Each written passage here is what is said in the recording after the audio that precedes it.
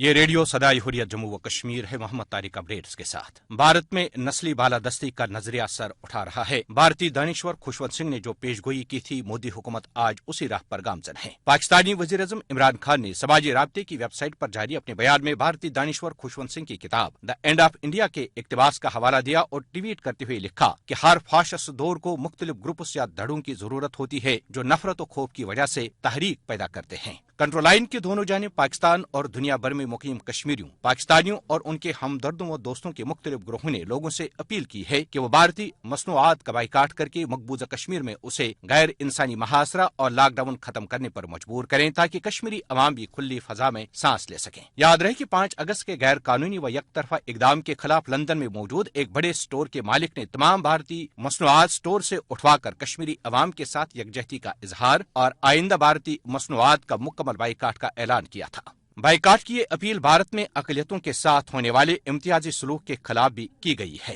مقبوضہ کشمیر میں بھارتی محاصرہ اور لاک ڈاؤن آج 137ویں روز بھی جاری ہے۔ بھارت میں شہریت کے نئے متنازع قانون کے خلاف آج دہلی اور بڑے شہروں کے اہم علاقوں میں مظاہروں پر پابندی کے بعد بڑے پیمانے پر احتجاج کی نئی لہر شروع ہو گئی ہے۔ لندن میں بھارتی ہائی کمیشن کے سامنے شہریت کے متنازع بل کے خلاف احتجاجی مظاہرے کے دوران نریندر مودی اور امت شاہ مخالف شدید نعرہ بازی کی گئی ہے۔ بھارت میں متنازع شہریت بل کے خلاف مسلسل احتجاج کے بعد دنیا بھر سے صدائیں بلند ہو رہی ہیں۔ اپڈیٹس ختم ہوئے۔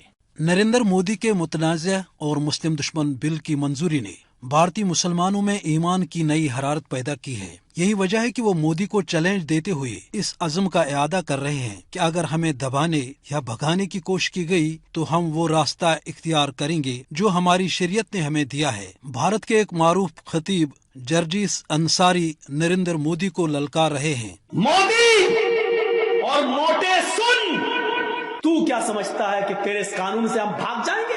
تو کیا تیرے باپ کا بھی باپ ہمیں بھارت سے بھگا نہیں سکتا؟ ہم بھاگنے کے لیے بھارت میں آئے ہیں، بھاگو گے تم۔ ہم کیوں بھاگیں؟ اس ملک کو ہم نے آزاد کرایا، خون ہم نے بہایا، آج ہم سے پوچھتے ہو کہ تم بھارتی ہو یا نہیں ہو؟ بڑے غلط لوگوں کے ہاتھ میں ملک چلا گیا۔ میرے بھائیوں، ہماری شریعت نے ہمیں جو بتایا ہے وہ یہ بتایا ہے جہاد۔ ہم اپنے ملک میں اپنی عزت و آبرو کو بچانے کے لیے مریں گے، لڑیں گے اور آخری سانس تک لڑیں گے، یا تو ماریں گے یا مریں گے۔ ماریں گے تب بھی ثواب، مریں گے تب بھی شہادت کا درجہ۔ ہم کو ہمارے اس حق سے تم کیا تمہارے باپ بھی نہیں ہم کو جدا کر سکتے۔